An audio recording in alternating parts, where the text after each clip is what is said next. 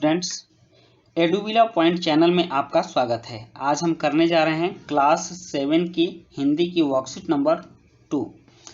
आज के वर्कशीट में हम पंछी उन्मुक्त गगन के चैप्टर के अगले भाग को करेंगे। तो वर्कशीट शुरू करने से पहले मैं आपको बता दूं कि अगर आपने अभी तक चैनल को सब्सक्राइब नहीं किया है तो चैनल को सब्सक्राइब कर लें और उसके बाद बेल आइकन का बटन भी दबा देंगे। तो चलिए देखते हैं कि आज की वर्कशीट में क्या है। प्यारे बच्चों, कोविड-19 के लॉकडाउन या तालाबंदी में घर के अंदर बंद होकर कैसा लगता है, यह तो आप जान ही गए होंगे। पिछले साल जब हम लोग घर में बंद थे, बाहर नहीं निकल सकते थे, कोविड-19 का प्रकोप बढ़ चुका था, तो हमें घर में कितना अजीब सा लग रहा था। हम अपने आप को कैद महसूस कर रहे थे। तो इस चीज़ को आपने महसूस किया होगा कि जब भी कोई बंद हो जाता है और उसका दायरा सिमट जाता है तब उसको कितना बुरा लगता है। तो सोचिए, पिंजरे में बंद कैद पक्षी को कैसा लगता होगा, जो हमेशा खुले आसमान में उड़ते रहता है, पूरे आसमान के ऊंचाइयों को नापते रहता है, उसको कैसा लगता होगा। आइए इसी बारे में जानते हुए कविता हम पंछी उन्मुक्त गगन के का दूसरा भाग पढ़ते हैं। यह कविता शिवमंगल सी सुमन द्वारा रचित है। चलिए इसका दूसरा भाग पढ़ते हैं। पिछला भाग हमने पिछले वर्कशीट में पढ़ा है और अब नेक्स्ट पढ़ते हैं। कवि कहते हैं कि स्वर्ण श्रृंखला के बंधन में अपनी गति उड़ान सब भूले, बस सपनों में देख रहे हैं तरु की फुनगी पर के झूले। ये पक्षियों के मन की बात को बताते हैं कि सोने के पिंजरे में बंद करके हम बंद होकर अपनी उड़ान भूल चुके हैं। इस तरह का पिंजरा होता है और पक्षी इसमें बंद है और बंद होकर के ये अपनी उड़ान भूल चुका है, कैसे उड़ता है। बस सपनों में देख रहे हैं तरु की फुनगी पर के झूले, और लताओं की फुनगी पर बैठकर हवाओं से जब लताएं हिलती हैं तो उसका जो झूला होता है उस पर जो पक्षी झूलते हैं वो सपनों में ही देख रहे हैं, क्योंकि ऐसा अब संभव नहीं है। वो कैद हैं, सोने के पिंजरों में कैद हैं, घरों में कैद हैं, वो उड़ नहीं सकते हैं, वो तरु की फुनगी पर झूला झूल नहीं सकते हैं।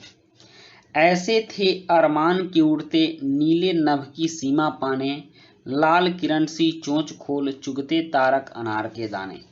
मतलब कि पक्षी कहते हैं कि उनके अरमान ऐसे थे कि नभ की सीमा, आसमान के एक छोर से दूसरे छोर तक का उड़ान भरूं। आप जानते हैं कि आसमान कितना उसका दायरा विशाल है, बहुत अधिक है, अंतहीन है, लेकिन फिर भी पक्षियों के अरमान थे कि वो आसमान के एक छोर से दूसरे छोर तक उड़ जाएं। और लाल किरण सी चोंच खोल, अपने लाल लाल चोंच खोल आसमान में जो अनार के दानों की तरह तारे हैं, उन तारों को वो चुगें। मतलब कि अनार का दाना समझकर आसमान के तारों को चुगते जाएं, ऐसे पक्षियों के अरमान हैं। लेकिन हम लोगों ने उनको बंद करके उनके अरमानों पर पानी फेर दिया है। वो सिर्फ ऐसा सोच सकते हैं, कर नहीं सकते हैं। इसलिए पक्षी बाहर आना चाहते हैं, कैद से मुक्त होना चाहते हैं। इसका भावार्थ है, कवि कहते हैं कि पक्षी सोने की जंजीरों के बंधन में पड़कर अपनी चाल और उड़ने का ढंग सब भूल जाते हैं। फिर पिंजरे में पड़े पड़े पेड़ों की ऊंची शाखाओं पर झूला झूलने का बस सपना ही देखते रहते हैं, जबकि पक्षियों की इच्छा या अरमान तो खुले आकाश में उड़ने के हैं। वे उड़ते हुए आसमान की सीमा को छूना चाहते हैं, अर्थात खुले आसमान में दूर तक उड़ना चाहते हैं और अनार के दानों रूपी आकाश के तारों को चुगना चाहते हैं। अब कुछ प्रश्न भी हैं, जैसे कि प्रश्न 1 है, पक्षी सोने की जंजीरों में बंध कर क्या भूल जाते हैं। प्रश्न 2 है, पक्षियों के क्या अरमान हैं। और प्रश्न 3 है, पिंजरे में पड़े पड़े पक्षी क्या क्या सपना देखते हैं। प्रश्न 4 है, वे अपनी चोंच से क्या करना चाहते हैं। और प्रश्न 5 है, हमें पक्षियों के लिए क्या क्या करना चाहिए सोचकर लिखिए। तो चलिए अब इन प्रश्नों के उत्तर लिखते हैं।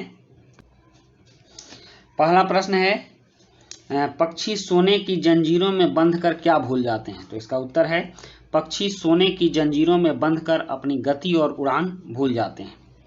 प्रश्न 2 है, पक्षियों के क्या अरमान है? तो इसका उत्तर है पक्षियों के अरमान है कि वे खुले आसमान में उड़कर अनार के दानों रूपी तारों को चुगें।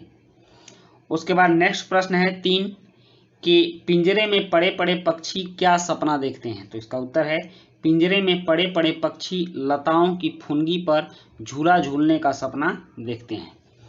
नेक्स्ट है प्रश्न 4, वे अपनी चोंच से क्या करना चाहते हैं? तो इसका उत्तर है वे अपनी चोंच से अनार के दाने रूपी तारों को चुगना चाहते हैं। और प्रश्न 5 है, हमें पक्षियों के लिए क्या क्या करना चाहिए, सोचकर लिखिए। तो इसका उत्तर है हमें पक्षियों को पिंजरे में बंद नहीं करना चाहिए। गर्मी के दिनों में हमें अपने छतों पर कुछ अनाज के दाने और बर्तन में पानी रखना चाहिए। उन्हें स्वतंत्र होकर स्वच्छंद घूमने देना चाहिए।